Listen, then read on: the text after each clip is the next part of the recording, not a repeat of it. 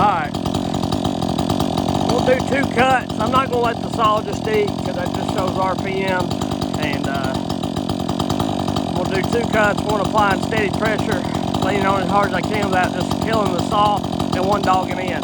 Start with the 562, go to the 400, then go to the 572, and then 500. So the wood's going to get a little bigger.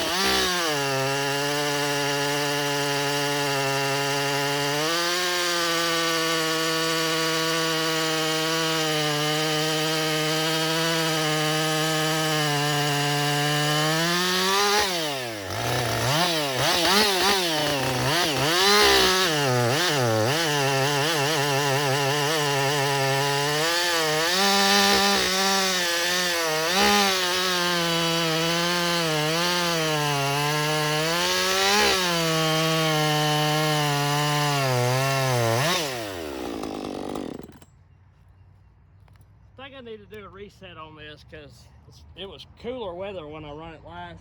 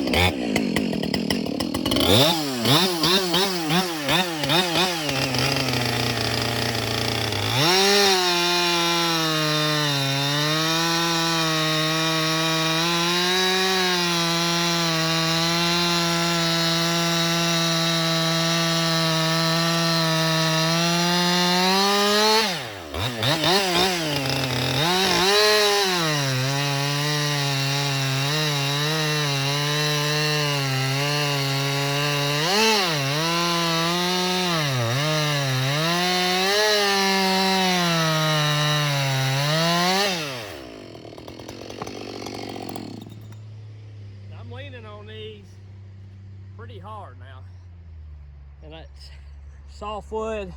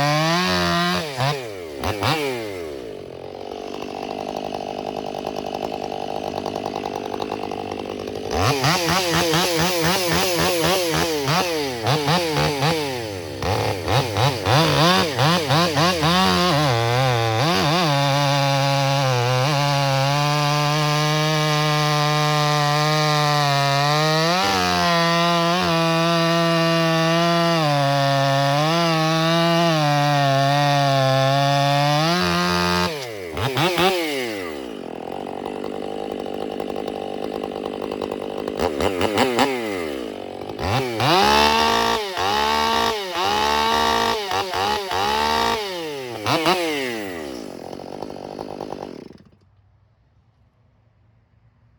so here's the deal.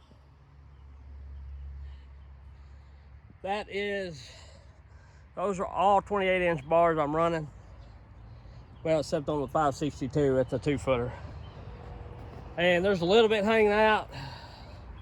And you got the dogs, of course. So I'm gonna say that's a good 2-foot piece of wood, at least 22 inches of wood. And it's pine, but it's gonna be a little tougher because it's right at the butt of the tree, right on the ground pretty much. Well, when that tree was in the ground. And my gosh, those things are crazy stout.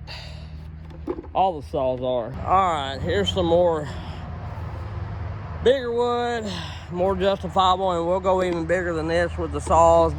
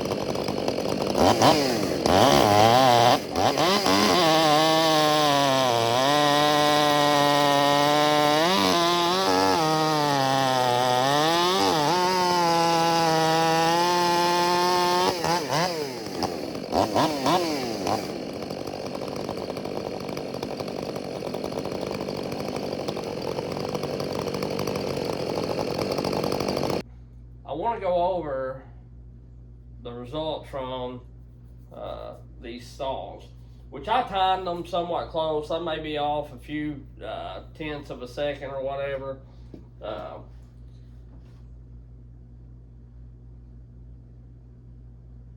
But here's the deal. The 572 and the 562 are good running saws. They've done a great job porting them. The same people that ported my 572 and 562 are the people that ported the 592 and not the 592.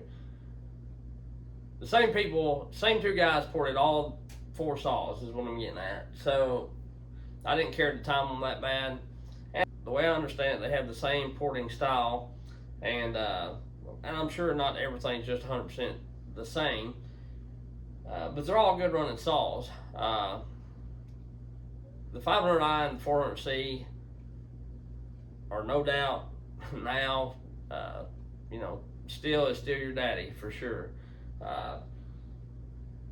They made these saws cut wonderful. Or this may be an intro. I may throw it at the first. But anyway, they made these saws just amazing. Because here's the deal. You've seen the 572 outcut the 592. You've seen the 562 run with the 7900 Domar. Well, I'm going to tell you what. The 500i and 400C flat smacked the shit out of the Husqvarnas. And the 400C, I'm not too certain, is not a little stouter than that 572. I don't think it has as much grunt, maybe pulling power. Like, it'll get bogged down a little easier, I think, in a long bar, cutting a long cut, using all the bar. I know I got 28-inch bars on everything but the 562, but I didn't have them buried. So if you ain't got them buried, to me, it don't make that big of a difference. The 400 had the fastest time cuts today, but I really wasn't able to lean on it, and not taking nothing away from it because it's a great run saw, but I wasn't able to lean on it quite as hard as the 500i or the 400 or the 572. 572, they're pretty close. Like I say, it may have a little more grunt, but it is what it is. And the wood that I was cutting in, which was anywhere from probably 18 to 20 inches, and then the pine was 22 to 2 foot, they all done great. But the 500i and 400C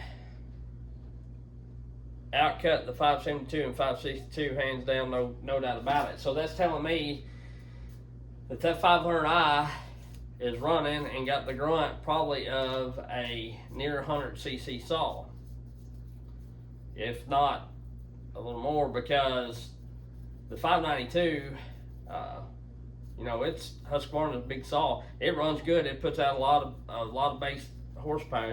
It's 7-something base horsepower. The 500i, the wood still